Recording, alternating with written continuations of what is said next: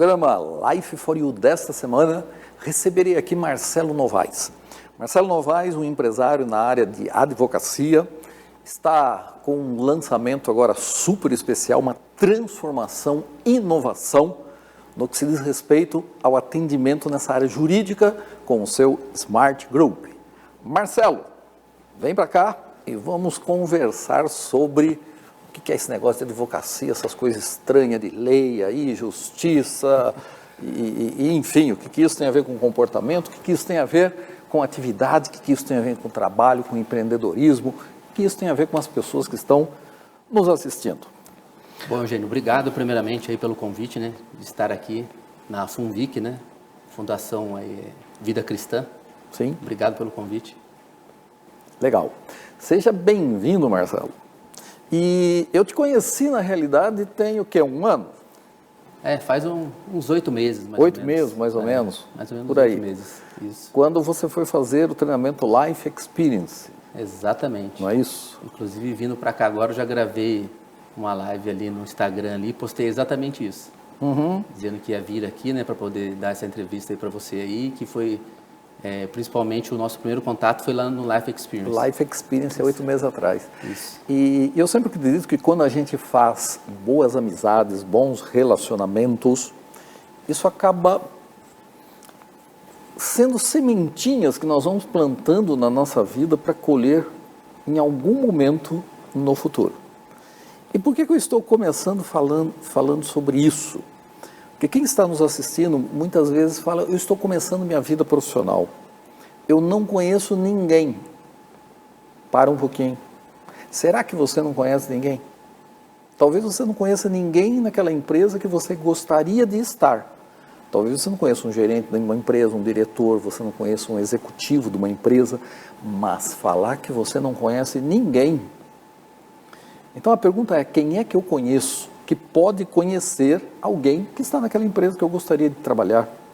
Quem é que eu conheço que tem informação sobre um advogado, um escritório de advocacia, que tem informação sobre algum serviço, algum trabalho que eu preciso?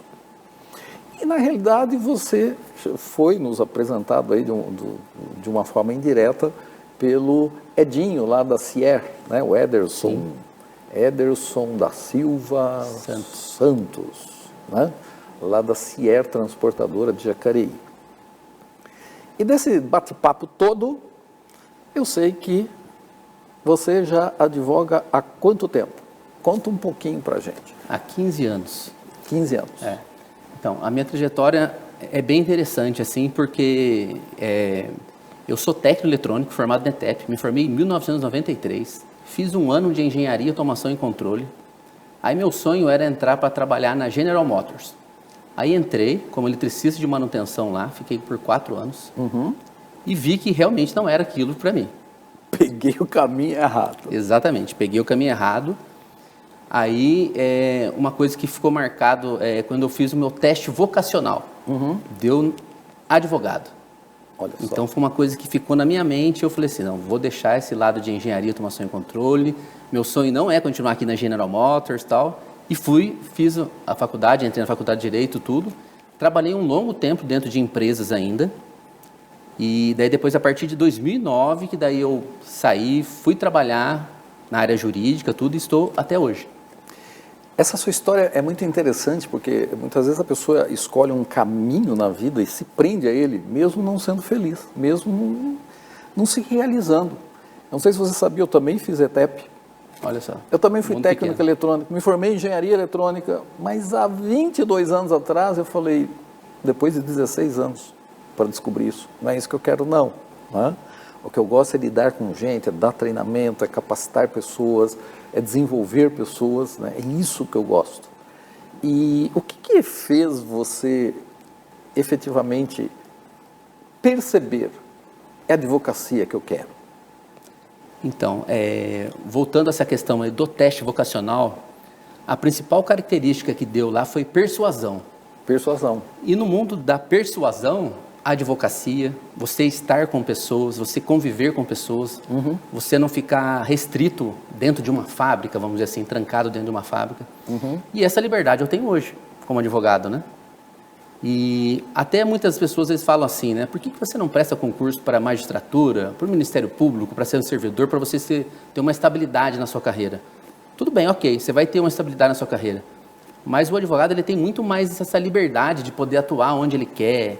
Se hoje eu posso estar aqui, eu posso ir para um outro país para advogar, outra cidade e tal. Então é sem limites. O servidor não, ele vai ficar já preso Sim. lá amarrado. Sim. E não é essa a minha característica. É estar com pessoas, persuasão e tal. Estar livre. Estar livre, exatamente. E qual é a sua área hoje de atuação?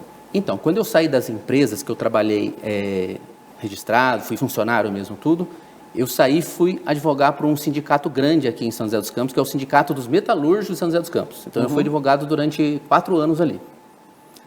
E então, eu me especializei na área trabalhista. Então, eu advoguei contra grandes empresas aqui na região, tudo, né? Então, eu adquiri essa expertise do funcionário entrando com processos contra os empregadores, né? As empresas. E daí depois eu fui para trabalhar em 2 prefeituras aqui na região, prefeituras pequenas, que foi na prefeitura de Jambeiro e na prefeitura de Lagoinha. Eu fui secretário jurídico nessas 2 cidades. E mantive o meu escritório também paralelo a isso. Agora, há uns 2, 3 anos atrás, que eu comecei a galgar para a área para defender as empresas. Então eu sei a dor, né, do trabalhador que entrava com processo contra as empresas. Hoje eu estou fazendo o lado contrário, que é fazer a defesa dos empresários. Sim. Né? Então isso me dá uma agilidade e um conhecimento assim do outro lado do balcão e do lado de lá hoje, né? Isso me ajuda muito, é um diferencial. Eu diria que nessa área do direito jurídico, né, existe uma linha tênue entre o que realmente é direito do trabalhador e o que realmente é dever do empresário. E muitas vezes o trabalhador não enxerga que, não, eu vou colocar essa empresa no pau porque eu saí de lá, e isso e aquilo. Antigamente, eu sei que era assim meio, o que o trabalhador falasse, o juiz aceitava, sei lá. Mas hoje parece que a coisa não está tão assim, né? Entra com um monte de coisa lá. Isso aí parece que está mudando, né? Teve uma mudança muito grande aí. Né? Então, mudou, né? Com a reforma trabalhista... Eu até estou puxando isso... Sim. Até para a gente comentar um pouquinho aqui, porque quem está nos assistindo, muitas vezes trabalha numa empresa, ou tem aí também empresários, pequenos, médios empresários, que têm seus negócios, e quando há esse atrito, é uma dor de cabeça para todo mundo. E eu acho que as pessoas têm que ter um pouquinho mais de consciência, né, para tentar resolver, enfim. Mas o que mudou nessa área? Então, com a reforma trabalhista, né, em 2017, conseguiu-se dar uma equilibrada, né? Vamos dizer assim, né? Porque antes foi o que você falou. Antes, geralmente, o trabalhador chegava no escritório, o advogado, o que você tem para entrar? Insalubridade. Mas vamos ver mais coisas, assim, como você já vai entrar com o processo mesmo? Já vamos aproveitar e pedir tudo que você tem direito.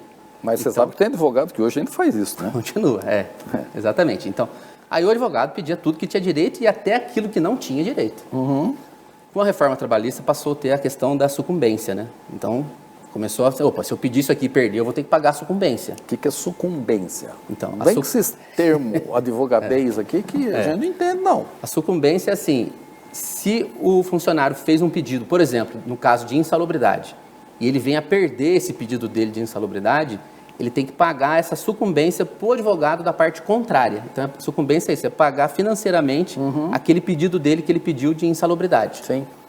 Só que essa alegria durou pouco, porque agora, o ano passado, no STF, houve uma reforma nesse ponto também.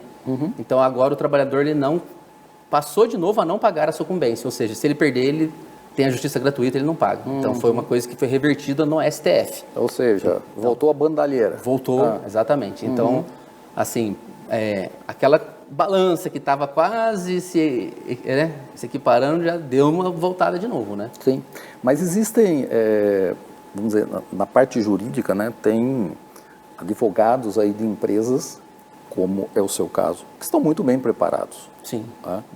Eu fiquei sabendo, por coincidência, essa semana, um amigo meu, e teve lá um trabalhador que é aquilo que você falou.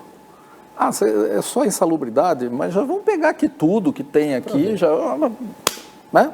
E entrou lá com 148 mil reais. Um cara que ganhava 2.100 por mês, né? O juiz também não é tonto. E o cara entrou com 148 mil. Eu sei que no final da história, o advogado da empresa virou e falou assim, ok, você entrou, mas realmente você não foi registrado durante um período porque você pediu, está aqui o documento, porque você queria receber o seguro-desemprego. Então você lesou a União, você roubou a União. Quer ir para frente? Eu sei que de réu, o cara, como é que fala? O cara saiu de lá como réu e perdeu tudo. Inclusive foi processado contra a União pelo juiz. Acontece isso, e muito. Uhum. Acontece isso e muito. Então tem que pensar bem antes de mover um processo trabalhista. Exatamente. Então quem está nos assistindo aí, ouça aqui o Dr. Marcelo, né? É isso mesmo. Pensar bem, realmente você está convicto que você está fazendo justiça, que está sendo bom para você? E não se deixar também ser levado aí por advogados aí que não tem muito escrúpulo aí e que realmente aproveita, já entra com tudo. Aproveita da situação e pede tudo que tem para pedir mais um pouco. Essa que é a verdade. E Marcelo, quando a gente fala aí nessa parte jurídica, ligando um pouquinho com o comportamento humano, tá? Por que existe tanto conflitos entre trabalhador e empresa? Na sua percepção, na sua experiência? Você que já esteve dos dois lados, né? Então, pegando até o gancho que você anterior, você comentou sobre isso, né? Por que não seja bem melhor fazer a conciliação entre ambos, né?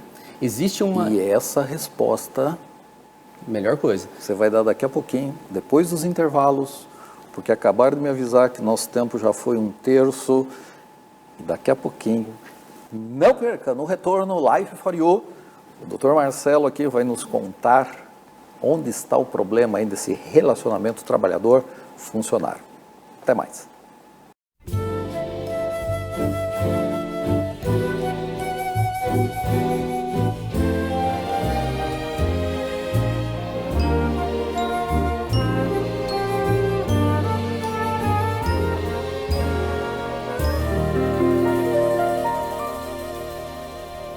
De volta com o programa Life for You, um programa que tem o objetivo de levar até você informações sobre a área corporativa, empreendedorismo, e você que tem um pequeno negócio, um médio negócio, que é empresário, o que é importante, né, nessas relações entre pessoas. Em especial, hoje, eu fiz questão de trazer aqui o Dr. Marcelo, um advogado que hoje faz a defesa aí de empresas, mas é um advogado que conhece muito o outro lado, né? Do lado da defesa, até do sindicato contra as empresas, mas em algum momento isso mudou. E antes do intervalo, você ia nos contar aí qual é o principal ponto, né, que leva a um conflito entre uma empresa e um funcionário, né, um empregado. E muitas vezes eu paro para pensar, eu não sei, na minha lógica comportamental, isso não tem muita lógica. Por quê? Se eu estou saindo de uma empresa, a empresa me deu trabalho, eu trabalhei 3 anos lá, por que eu vou reclamar de algo que aconteceu há 3 anos atrás? Por que eu não reclamei antes? Por que eu esperei 3 anos para começar? Não é? Segundo ponto, sair da empresa, bota a empresa no pau. Será que esse cara não sabe que os empresários conversam? Será que eles não sabem que antes de contratar alguém você vai ver a vida do cara hoje? Será que ele não sabe se você colocar o CPF do cara na internet, já sai a capivara dele, quando é esse o termo que vocês usam? É isso mesmo. Já sai lá tudo. Será que eles não sabem que hoje em dia o empresário está mais esperto, não contrata qualquer um a qualquer momento, sem analisar a vida do cara? Né? Então eu só consigo ver um motivo, ego, né, o emocional, eu não sei. Mas me conta sobre a sua experiência. O que gera? Então, eu vou responder essa pergunta sua. Eu sou advogado também de uma associação comercial aqui da cidade de Jambeiro. E há um tempo atrás a gente teve uma reunião com todas as associações comerciais aqui. E por incrível que pareça, eu conheci uma pessoa lá que ele foi o primeiro presidente do Sindicato dos Metalúrgicos aqui de São José dos Campos. E hoje ele é o presidente da FACESP, que é da Federação das Associações Comerciais. Então ele tem uma vivência bem parecida com a minha. Sim. Começou do lado dos trabalhadores e hoje está do lado das empresas, né? E aí eu fiz essa pergunta para ele. Qual foi o momento da virada, da chavinha que você virou lá e você veio para defender, tá hoje do lado das empresas, né? E foi exatamente isso que você falou. Na época, como ele foi o primeiro presidente do Sindicato dos Metalúrgicos, ele ficou queimado nas empresas aqui da região. Então ele não conseguia, ele foi demitido, tal, por justa causa, teve aquela perseguição na época lá, tal, até aquela história famosa da GM, que o pessoal ficou preso lá dentro da fábrica, tudo lá. Então foi essa época. Me lembro. Então ele não conseguia emprego em mais lugar nenhum. Então o que ele teve que fazer? Teve que ir para o lado do empreendedorismo. Porque realmente ele não conseguia emprego em lugar nenhum mais. Então ele montou uma ótica. Olha e hoje só. ele é dono de uma grande rede de óticas espalhada pelo Brasil todo. Então, e aí respondendo a sua pergunta, né, dessa questão aí de por que existe essa briga, né, entre o funcionário e o empresário, né? Por que o funcionário processa? Eu acho que a culpa, entre aspas, seria mais uma questão ideológica, às vezes, que às vezes o próprio sindicato ele coloca no trabalhador para ser contra o empresário. Na verdade, não tem que ser contra ninguém, né, a favor de ninguém, é pessoas. Né? E esse ex-presidente do Sindicato Metalúrgico, que hoje está lá, ele falou isso para mim, ele falou assim, ó, a gente não mudou nada. Antes eu defendia pessoas pelo lado dos trabalhadores e hoje eu estou defendendo pessoas pelo lado dos empresários. Porque a gente precisa de ter as pessoas para ajudar na nossa empresa. Então sempre foi pessoas no centro. E aí vem muito que essa área sua, né, de pessoas, relacionamento pessoal e tal. Você ajudar a desenvolver o Brasil, a sua região, o seu estado, a sua cidade, né? Sem o empresário, não vai ter emprego para as pessoas. E o empresário sozinho também não consegue dar conta de levar tudo sozinho. Então, teria que ter essa união. É uma parceria, não é? Sim. Nos treinamentos que nós damos, nós falamos muito o seguinte, principalmente na parte de formação de lideranças, que quando fala assim, lideranças hoje numa empresa, nós estamos falando em habilidade de lidar com pessoas. A habilidade de fazer com que a equipe faça aquilo que é necessário fazer por aquilo que ela está recebendo. Então, se você está recebendo, alguém está te pagando, porque espera o quê? Que você contribua com a empresa, que você contribua que a empresa cresça. Se você é um líder de equipe, que você saiba aglutinar os interesses pessoais da equipe, mas alinhado com os interesses da empresa, para se trazer um resultado.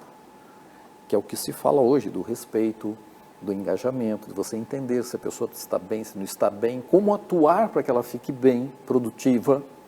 Cuidado no que fala, porque hoje em dia agora está muito em modo assédio, né? Você não pode olhar feio para um funcionário, assédio. Não, por que assédio? Não, porque ele olhou feio para mim e eu me senti magoado. Né? Tem esse tipo de coisa, eu vejo nas empresas que eu dou consultoria. E obviamente nessa parceria, quanto mais a empresa for bem e você é protagonista de ajudar a empresa a ir bem, obviamente você vai ser reconhecido. E muitas vezes eu converso com times, né, de funcionários e eu sempre falo, gente, reflita um pouquinho. Se você é uma pessoa produtiva, se você traz resultado, se você está sendo protagonista de ajudar a empresa a crescer, por que alguém vai querer te mandar embora? Muito pelo contrário, a pessoa vai ser grata, vai querer te reconhecer, vai querer te dar aumento, vai querer te dar uma posição de uma liderança maior. Então, por que é que muitas vezes você não faz aquilo que você foi contratado para fazer? E Marcelo, experiência de quem dá treinamento na área comportamental. 99% problema de relacionamento com superiores ou com seus pares. Dificilmente é problema de relacionamento com a equipe. Às vezes o cara se dá muito bem com a equipe, mas tem problema de relacionamento com a alta gerência, a alta diretoria ou os pares. Às vezes a pessoa tem uma visão diferenciada e a própria empresa faz com que essa pessoa saia da empresa e manda um talento para o concorrente. E por outro lado, você tem aquele incompetente, que às vezes está dentro da empresa ali, né? Não entrega nada, não produz nada, mas foi muito bem indicado, que é o que a gente chamava antigamente, né? Teve um alto QI, né? E eu não sei, do lado de fora, da parte... Isso aí eu estou te falando da minha experiência de dentro da empresa, dando treinamento comportamental dentro das equipes ali, né? O que isso pega, que você já viu ali no fórum, ali na frente do juiz, na manifestação do funcionário ali? Na realidade, o funcionário não fala nada lá dentro, ninguém fala nada, só os advogados que falam, né? Mas na sua avaliação, você consegue ver o reflexo desse cenário que eu acabei de contar nas suas causas jurídicas? E essa é a resposta você vai dar para a gente daqui a pouquinho, depois dos intervalos, com Life for You, que hoje está aqui um programa que pode dar cadeia para muita gente. Daqui a pouquinho.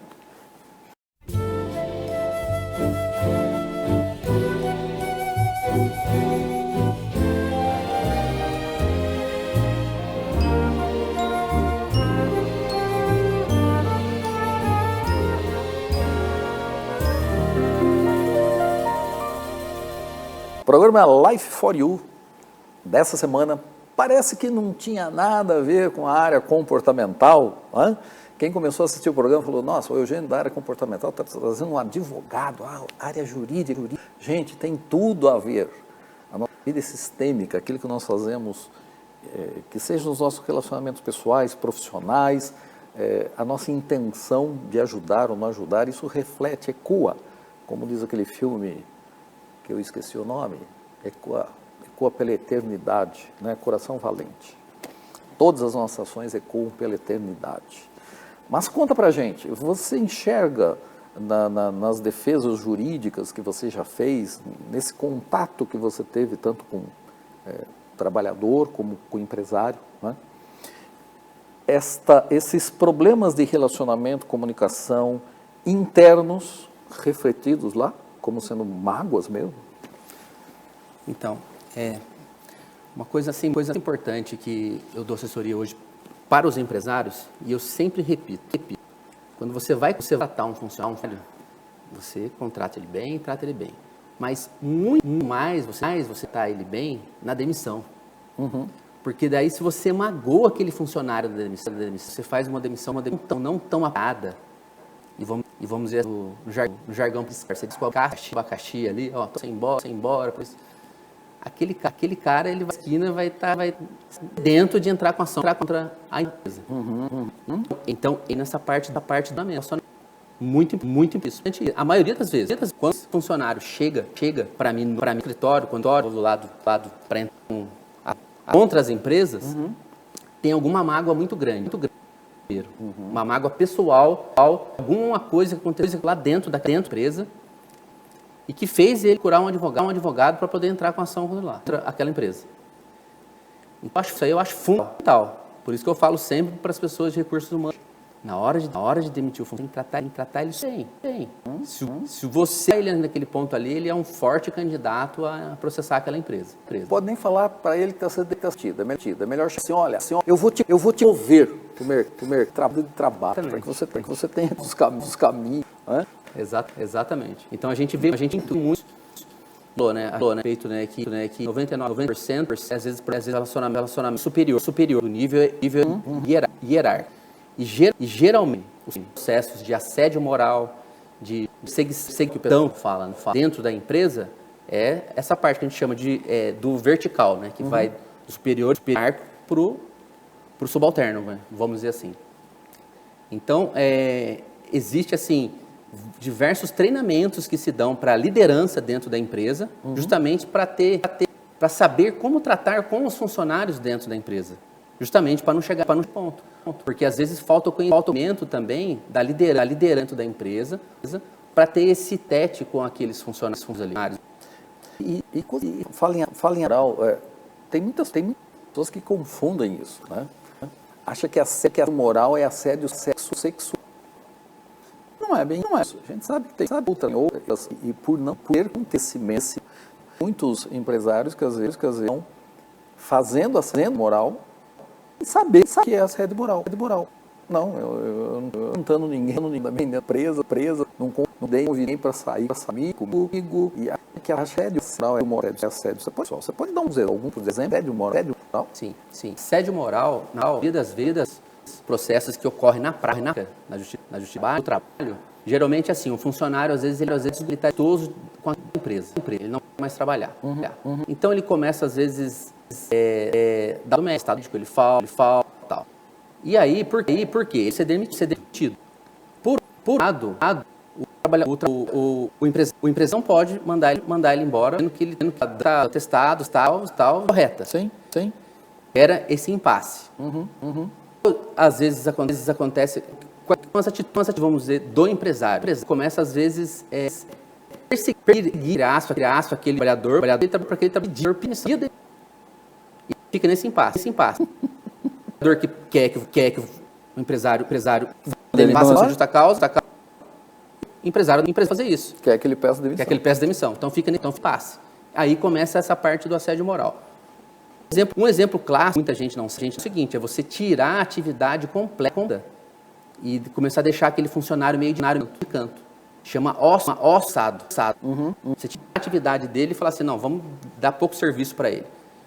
Isso acontece muito isso aí. A pessoa às vezes não conhece esse termo técnico. Para se sentir inútil. E é casos até de pessoas que começam a ter depressão, tudo. Eu conheço um caso até que eu ganhei em Caçapava, que essa pessoa ficou uns 3 anos, vamos dizer assim, de castigo,